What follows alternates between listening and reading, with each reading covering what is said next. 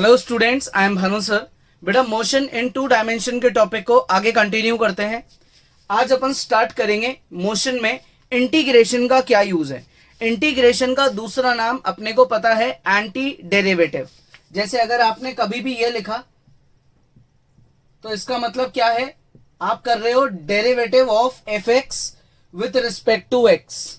लेकिन अगर आपने सिंबल ये बना दिया और यहां लिखा एफ एक्स डी एक्स, तो आप ये क्या कर रहे हो, इंटीग्रेशन कर रहे हो एफ एक्स का with respect to x. Integration दो टाइप के होते हैं, इनडेफिनेट और डेफिनेट, जिसको मैं बहुत डिटेल में आपको ऑलरेडी पढ़ा चुका हूं। अगर वो वीडियोस इंटीग्रेशन के अभी भी पेंडिंग है तो आप पहले उनको कवर अप करो, उसके बाद आपको ये टॉपिक और भी इजी लगेगा, है ना। तो स्टार्ट करते हैं यार कि मोशन में इंटीग्रेशन का क्या लॉजिक है। देखो, अपन ने ये पढ़ा है कि मोशन में जनरली एस या एक्स को क्या माना जाता है, डिस्प्लेसमेंट या डिस्टेंस, ठीक है ना। बेसिक सिंबल्स की बात करें तो एस या फिर एक्स को अपन डिस्टेंस या डिस्प्लेसमेंट से डिनोट करते हैं, वी को अपन वेलोसिटी या स्पीड से डिनोट करते हैं, ए को एक्सेलरेशन से और टी को टाइम से, ठीक है ना। डिस्टेंस और डिस्प्लेसमेंट के सिंबल्स कुछ बुक्स में एस यूज होते हैं, कुछ में एक्स, तो दोनों ही वैलिड है। क्लियर यहां तक। तो अपन ने ये सीखा है कि वेलोसिटी का मतलब होता है derivative of displacement with respect to time, यही सीखा है। तो अगर मैं इसको यहां शिफ्ट कर दूं, ठीक है, यहां पे शिफ्ट कर देता हूं तो ये हो जाएगा v dt और यहां रह जाएगा ds। अब डेरिवेटिव का रिवर्स प्रोसेस होता है इंटीग्रेशन। इसका मतलब मैंने अगर आपको एक फंक्शन दिया एक्स स्क्वायर और आपको मैंने बोला कि यार इसका डेरिवेटिव करो, तो आप मुझे आंसर दोगे 2x। तो अब मैं आपसे ये पूछूं कि यार अगर 2x से मुझे वापस x स्क्वायर चाहिए तो क्या करें, तो अपन बोलेंगे कि ये जो आंसर आया है इसका इंटीग्रेशन कर दो। क्या कर दो, इंटीग्रेशन। तो इसका इंटीग्रेशन करने से मेरे पास मेरा ओरिजिनल फंक्शन वापस आ जाएगा। तो जब अपन किसी चीज का डेरिवेटिव कर देते हैं तो उस डेरिवेटिव का इंटीग्रेशन करने से वो ओरिजिनल फंक्शन फिर से आने लग जाता है। तो अगर आपने डिस्प्लेसमेंट का डेरिवेटिव करके वेलोसिटी को निकाला है तो आप इंटीग्रेशन करके वापस से पीछे जा सकते हो। दैट इज, यहां मैं लिख दूंगा v बाहर इंटीग्रेशन dt और ये इंटीग्रेशन ds। मतलब अगर मुझे डिस्प्लेसमेंट को वापस निकालना है तो मैं इस लॉजिक का यूज करूंगा। डिस्प्लेसमेंट से वेलोसिटी पे जाना है तो ये, और वापस डिस्प्लेसमेंट पे आना है तो ये। सिमिलरली अगर अपने को एक्सेलरेशन चाहिए तो अपन वेलोसिटी का डेरिवेटिव करते हैं विद रिस्पेक्ट टू टाइम। अगर मैं इस dt को इधर ले जाता हूं और दोनों तरफ सिंबल लगा देता हूं इंटीग्रेशन का, तो मैं रिवर्ट कर रहा हूं मेरे प्रोसेस को, यानी कि रिवर्स में लेके जा रहा हूं। दैट इज, जिस चीज का मैंने डेरिवेटिव करा अगर मैं उसका इंटीग्रेशन कर दूंगा तो मेरे पास वापस से वेलोसिटी आ जाएगी। वेलोसिटी का डेरिवेटिव करने से एक्सेलरेशन आ गया, तो आप ये समझ लो कि इंटीग्रेशन करने से फिर से वेलोसिटी आ गई है। क्लियर। तो अगर आपको एक्सेलरेशन गिवन है तो उसका इंटीग्रेशन करने से वेलोसिटी निकाल लो, वेलोसिटी गिवन है तो उसका इंटीग्रेशन करके डिस्प्लेसमेंट निकाल लो, एक ही बात है। क्लियर। तो यहां पे आ जाएगा v, यहां आ जाएगा s, और यहां जो भी आपको टर्म्स गिवन होगी उसका इंटीग्रेशन हो जाएगा। क्लियर, आ गया समझ में। तो ये बड़े बेसिक फॉर्मूले होते हैं किसके, इंटीग्रेशन के। तो अब अपन क्या करेंगे, कुछ बेसिक क्वेश्चंस के साथ स्टार्ट करते हैं जिससे अपन लॉजिक सीखेंगे कि यार इंटीग्रेशन को अप्लाई किया कैसे जाता है। फॉर्मूले ठीक है आपको याद हो जाए, बहुत अच्छी बात है, लेकिन इनको याद करने से ज्यादा जरूरी है इनको अप्लाई करना सीखना कि यार ये क्वेश्चंस में अप्लाई कैसे होते हैं। वो बहुत इजी होता है अप्लाई करना। अच्छा, इंटीग्रेशन की टाइप्स पे भी एक बार आ जाते हैं। बहुत बेसिक टाइप्स होती है, ये भी मैं आपको ऑलरेडी पढ़ा चुका हूं। पहली टाइप होती है इनडेफिनेट इंटीग्रेशन। इनडेफिनेट इंटीग्रेशन का मतलब होता है कि इंटीग्रेशन का सिंबल लगा दिया, फंक्शन लिख दिया, dx लिख दिया, जिसका आंसर में हमेशा अपन क्या लगाते हैं, +c, एक आर्बिट्री कांस्टेंट। दूसरी टाइप होती है डेफिनेट इंटीग्रेशन। डेफिनेट इंटीग्रेशन में एक बड़ा ही इंपॉर्टेंट चेंज आता है, और वो चेंज है कि अपन यहां लिमिट्स लिखते हैं। दैट इज, हमको पता है कि हमारा इंटीग्रेशन की कोई फिक्स वैल्यू निकलेगी। इसका जो आंसर है वो एक फंक्शन बन के निकलता है, और इसका जो आंसर है वो एक वैल्यू बन के निकलती है। ये इनमें डिफरेंस है, ठीक है। इसमें आंसर के साथ प्लस सी लिखना होता है, और इसमें प्लस सी लिखने की कोई नीड नहीं होती, ठीक है। तो अपन स्टार्ट करेंगे और क्वेश्चन पढ़ के ये जज करेंगे कि क्वेश्चन की डिमांड इनडेफिनेट इंटीग्रेशन की है या डेफिनेट इंटीग्रेशन की है। तो पॉज करो और एक बार इतना कॉपी करो। देखो क्वेश्चन नंबर 1 करते हैं। इफ एक्सेलरेशन टाइम की टर्म्स में गिवन है, t यानी कि टाइम, फाइंड करो v मतलब velocity at time equal to 4। कभी भी टाइम की जो वैल्यू है वो पहले पुट नहीं होती है। इसका प्रोसीजर समझेंगे अपन। फाइंड करनी है वेलोसिटी जब टाइम है 4, ठीक है। If initially body is at rest, initially body is at rest, इसका क्या मतलब है? इनिशियली वर्ड का मतलब कि अगर टाइम 0 है तो बॉडी रेस्ट पे है, यानी कि वेलोसिटी भी 0 है, ठीक है। At t equals to 0 velocity is also 0। तो आते हैं एक्सेलरेशन पे, विच इज 3t²। अब क्या करें? अब अपन एक काम करते हैं, इंटीग्रेशन कर देते हैं, ठीक है। दोनों तरफ dt अप्लाई करके इंटीग्रेशन कर देते हैं, ठीक है। तो ये हो गया 3 इंटीग्रेशन t² dt। दोनों तरफ dt लगा दिया, दोनों तरफ इंटीग्रेशन लगा दिया। एक्सेलरेशन का जो इंटीग्रेशन है वो किसके इक्वल होता है? dv, यानी कि वेलोसिटी के इक्वल। t² का इंटीग्रेशन t³ अपॉन 3। अब यहां पे मुझे वैसे प्लस सी लगाना चाहिए, लेकिन मैं यहां पे लिमिट्स अप्लाई कर देता हूं। देखो लिमिट्स क्या होगी? लिमिट्स होगी यहां पे, लिमिट्स अप्लाई करते हैं, 3t² dt। जब टाइम 0 तो वेलोसिटी 0। अब जब टाइम 4 तो वेलोसिटी क्या है वो फाइंड करनी है। टाइम 0 वेलोसिटी 0, टाइम 4 तो वेलोसिटी फाइंड करो। dv का इंटीग्रेशन होता है v, स्क्वायर ब्रैकेट बनाएंगे, 0 और v लिखेंगे। यहां पे क्या करेंगे? 3 को कॉपी करेंगे, t² का इंटीग्रेशन करेंगे, t³ अपॉन 3, लिमिट लिखेंगे 0 और 4। ये इंटीग्रेशन कैसे आया?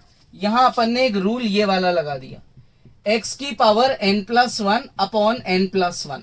ये बड़ा बेसिक फॉर्मूला है इंटीग्रेशन का। ये 3 से ये 3 कट गया। पहले अपर लिमिट पुट होती है, बाद में लोअर लिमिट पुट होती है, v-0। पहले अपर लिमिट, बाद में लोअर लिमिट। इक्वल्स टू में 4³ माइनस 0³। पहले अपर लिमिट, फिर minus lower limit. So v is equal to 64 metre per second. Velocity क्या आ गई? 64 मीटर पर सेकेंड, ठीक है। यहां तक आ गया है समझ में? तो ये अपना इसका सोल्यूशन हो गया। अब आते हैं नेक्स्ट क्वेश्चन पे। नेक्स्ट क्वेश्चन में आपको क्या गिवन है? आपको वेलोसिटी गिवन है टाइम के फंक्शन में, यानी कि टाइम के साथ इसकी इक्वेशन बन रही है। फाइंड करना है displacement from time 0 to 2 seconds. यार जब टाइम 0 होगा तो डिस्प्लेसमेंट भी 0 होगा। तो ये बताओ कि जब टाइम 2 सेकेंड्स हो गया तो डिस्प्लेसमेंट कितना होगा? तो आते हैं फॉर्मूले पे। डिस्प्लेसमेंट अगर अपने को निकालना है तो अपने को इंटीग्रेशन करना चाहिए, किसका? वेलोसिटी का। तो v क्या गिवन है? t² प्लस t+1, यही गिवन है। दोनों तरफ इंटीग्रेशन का सिंबल लगाओ और dt लिख दो। दोनों तरफ इंटीग्रेशन का सिंबल लगाओ और dt लिख दो। वेलोसिटी का इंटीग्रेशन यानी कि डिस्प्लेसमेंट का इंटीग्रेशन, ठीक है। यही तो होता है वेलोसिटी का इंटीग्रेशन, यानी कि डिस्प्लेसमेंट का इंटीग्रेशन, यानी कि integration of ds, integration of ds, ठीक है। इक्वल्स टू में integration of t² plus 1 plus t+1 dt। ये चीज, ये कन्वर्जन और ये वाला कन्वर्जन, ये मैंने आपको जस्ट अभी इंट्रोडक्शन में ही बताया था। जस्ट इस क्वेश्चन से पहले यही चीज समझाई थी, उसी को अप्लाई कर दिया, ठीक है ना। पहला डिस्प्लेसमेंट 0 है जब टाइम 0 है, नया डिस्प्लेसमेंट फाइंड करना है जिसको मैं x मान लेता हूं जब मेरा टाइम क्या है 2 सेकेंड्स। ds का इंटीग्रेशन क्या होगा, s स्क्वायर ब्रैकेट में 0 और x लिख देंगे, ठीक है। t स्क्वायर का integration t cube upon 3, t का t स्क्वायर अपॉन 2, 1 का t स्क्वायर ब्रैकेट में 0 और 2 लिख देंगे, ठीक है। अब पहले अपर लिमिट बाद में लोअर लिमिट, फिर पहले अपर लिमिट बाद में lower limit. x minus 0, 2 cube upon 3, 2 square upon 2 plus 2, ये पहले अपर लिमिट पुट हो गई, फिर माइनस करके लोअर लिमिट पुट हो गई, 0 अपॉन 3, 0 अपॉन 2 और 0, पहले अपर लिमिट बाद में लोअर लिमिट, ठीक है। अच्छा अब इसको आगे सॉल्व करें, x माइनस 0 x होता है, ये हो गया 8 अपॉन 3, 4 अपॉन 2 यानी कि 2, 8 अपॉन 3 प्लस 2 माइनस 0, 0 लिखने का तो कोई सेंस है नहीं, ये हो जाएगा 4, इसका एलसीएम ले लेंगे तो x की वैल्यू हो गई 20 अपॉन 3 मीटर्स। क्या डिस्प्लेसमेंट है बॉडी का, 20 अपॉन 3 मीटर, ये डिस्प्लेसमेंट आ गया, ठीक है। तो ये बड़ा छोटा सा लॉजिक है जो बहुत इंपॉर्टेंट है। क्लियर, पॉज करो और ट्राई करो। Next third question, acceleration time की टर्म्स में गिवन है, फाइंड करनी है velocity at 3 seconds. If at 2 seconds body is moving with velocity 1 metre per second in negative x direction. Velocity निकालो जब टाइम है 3 सेकेंड्स। अगर 2 सेकेंड्स पे वेलोसिटी जो बॉडी है वो 1 की वेलोसिटी से मूव कर रही है नेगेटिव x की तरफ, ठीक है। तो सबसे पहले तो गिवन लिखते हैं, गिवन है कि भाई हमारे को एक्सेलरेशन दे रखा है। अब अपन दोनों तरफ इंटीग्रेशन का सिंबल लगाएंगे और dt लिख देंगे, दोनों तरफ हम इंटीग्रेट कर देंगे विथ रिस्पेक्ट टू dt, ठीक है। ये चीज किसके इक्वल होती है, इसके इक्वल होती है, ठीक है। a का इंटीग्रेशन t की टर्म्स में मतलब होता है dv, ये चीज किसके इक्वल होती है, dv के इक्वल होती है। इंटीग्रेट करें t की पावर 4 अपॉन 4, t का क्यूब अपॉन 3, t का स्क्वायर अपॉन 2, यही आएगा, है ना। तो ये इंटीग्रेशन बनने वाला है मेरा। नेक्स्ट स्टेप में करेंगे इसको, एक बार इसको अपन पहले कॉपी करते हैं। क्यों करेंगे कॉपी, क्योंकि अपन अभी लिमिट्स नहीं लिखी, अपन ने लिमिट्स लिखेंगे पहले। देखो जब टाइम 2 सेकेंड है तो वेलोसिटी है 1, है नेगेटिव x में लेकिन है तो 1, वेलोसिटी की वैल्यू तो 1 है। अब चाहे डायरेक्शन कुछ भी हो उससे मतलब नहीं होता। जब टाइम 3 सेकेंड है तो वेलोसिटी क्या है वो फाइंड करनी है। dv का इंटीग्रेशन होता है v, स्क्वायर ब्रैकेट लगा के अपर लिमिट और लोअर लिमिट लिख दी। इसका पूरे का इंटीग्रेशन करेंगे, t की power 4 upon 4 plus t cube upon 3 plus t square upon 2 और स्क्वायर ब्रैकेट लगा के अपन यहां लिमिट्स लिख देंगे, ठीक है। अब क्या करें, अब अपन अपर लिमिट और लोअर लिमिट को पुट करते हैं। v माइनस 1, 3 की पावर 4 अपॉन 4, 3 का क्यूब अपॉन 3, 3 का स्क्वायर अपॉन 9, ये मेरी अपर लिमिट पुट हो गई। माइनस अब लोअर लिमिट, 2 की पावर 4 अपॉन 4, 2 का क्यूब अपॉन में 3 प्लस 2 का स्क्वायर और अपॉन में 2, ठीक है। तो v माइनस 1 ये एज इट इज लिखते हैं। 3 की पावर 4 क्या होता है 81, 2 की पावर 4 क्या होता है 16 अपॉन में 4 कॉमन डिनोमिनेटर, 3 का क्यूब 27, 2 का क्यूब 8 अपॉन में 3 कॉमन डिनोमिनेटर, 3 का स्क्वायर 9 माइनस ये 4 और अपॉन में ये 2 कॉमन डिनोमिनेटर। v माइनस 1, 80 में से 16 जाता है तो 64, तो ये हो गया 65 अपॉन 4। 27 में से 7 गया 20, एक और कम कर दो 19 अपॉन 3 प्लस 5 अपॉन 2। ये माइनस का 1 मैं उधर भेजूंगा तो प्लस का 1 हो जाएगा। अब मैं यहां क्या करूंगा, एलसीएम ले लेता हूं पूरे का, इजी कैलकुलेशन है। अब तो इन सबका एलसीएम आएगा 12, तो 65 को 3 से मल्टीप्लाई करेंगे तो ये कितना आता है भाई 65 इंटू 3, 5 3 15 का 1 कैरी 195, फिर 19 को 4 से मल्टीप्लाई करेंगे तो ये हो जाएगा मेरा 76, 5 को 6 से मल्टीप्लाई करेंगे 30 प्लस 12। बस आपको इन सबको ऐड करना है, डिवाइड में 12 से लिखना है। तो दिस इज द वेलोसिटी जब टाइम क्या है 3 सेकेंड्स। इनिशियली टाइम 2 था तो वेलोसिटी थी 1, जब टाइम 3 है तो वेलोसिटी हमको फाइंड करनी है। ये छोटा सा लॉजिक है जो आपको इंट्रोडक्शन में मैंने ऑलरेडी दिया है, इसी पे चल रहा है अपना टॉपिक, ठीक है। तो बस यहां पे आपकी वेलोसिटी आ जाएगी, ऐड करना है और आंसर लिखना है। क्लियर, इजी है, तो पॉज करो और ट्राई करो। देखो नेक्स्ट क्वेश्चन, एक्सेलरेशन जो है वो x यानी कि डिस्प्लेसमेंट की टर्म्स में गिवन है, या नॉर्मली तो टाइम की टर्म्स में गिवन होता है, जो बिल्कुल होना चाहिए, वही तो करेक्ट तरीका होता है, लेकिन यहां डिस्प्लेसमेंट की टर्म्स में आ गया। फाइंड करो velocity when displacement is 2 metre, given time is 0, body is at rest. Velocity find करो कब, जब डिस्प्लेसमेंट 2 मीटर है, गिवन क्या है कि जब टाइम 0 है तो बॉडी रेस्ट पे है। ये अपने को हिंट गिवन है और अपने को क्या करना है, वेलोसिटी फाइंड करनी है। तो यार अभी तक अपन ने ये पढ़ा है कि अगर आपको वेलोसिटी चाहिए तो डिस्प्लेसमेंट का डेरिवेटिव कर दो, और अगर आपको एक्सेलरेशन चाहिए तो वेलोसिटी का डेरिवेटिव कर दो। यही तो सीखा है अपन ने, है ना। तो अब यार यहां पे कैसे करें इसको, यहां पे ये टाइम के टर्म्स में, ये टाइम की टर्म्स में, लेकिन एक्सेलरेशन एक्स की टर्म्स में आ गया। तो एक ट्रिक लगाते हैं, देखो इन दोनों को डिवाइड करते हैं।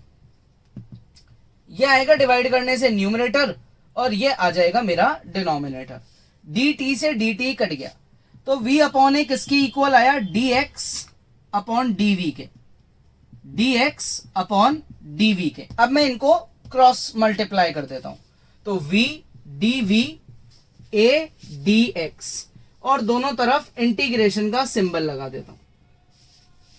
क्लियर, v dv और ये a dx, तो एक्सेलरेशन x की टर्म्स में यहां अप्लाई हो जाएगा और v का नॉर्मल इंटीग्रेशन हो जाएगा। तो इससे तो बड़ी इजीली आंसर आ गया। मतलब ये एक नया फॉर्मूला अपन ने डिराइव कर लिया। Use of integration in motion का एक और नया लॉजिक अपन ने निकाल लिया जो इस क्वेश्चन में अपने काम आएगा।